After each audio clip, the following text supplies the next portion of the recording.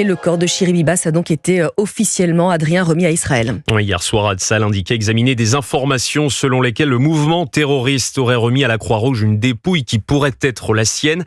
Il s'agit bel et bien de son corps. Ces deux jeunes garçons, eux, auraient été tués à main nue selon Tsahal durant leur captivité dans la bande de Gaza.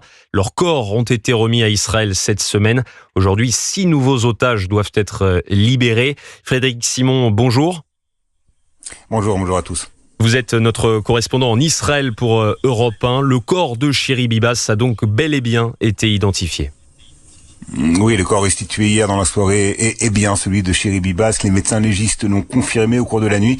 Il faut dire que l'indignation, la colère était grande en Israël lorsqu'il s'était avéré que le corps remis initialement n'était pas celui de la mère de Kfir et Ariel, dont on sait d'ailleurs maintenant qu'ils ont été froidement assassinés en captivité. C'était en novembre 2023.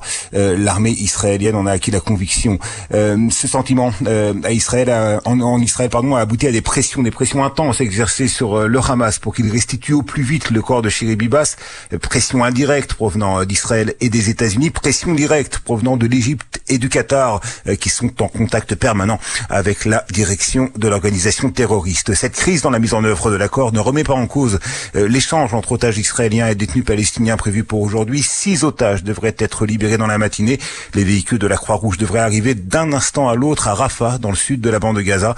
C'est là que 2 otages seront libérés. Les 4 autres le seront un petit peu plus tard, dans le centre du territoire gazaoui. À noter que 2 des captifs qui seront relâchés aujourd'hui sont détenus depuis plus de 10 ans par le Hamas. Il s'agit d'un Israélien d'origine éthiopienne et d'un membre d'une communauté bédouine du sud du pays. Tous 2 souffrent de troubles psychologiques. Ils s'étaient rendus volontairement dans la bande de Gaza. Merci Frédéric Simon, correspondant d'Europe 1 en Israël.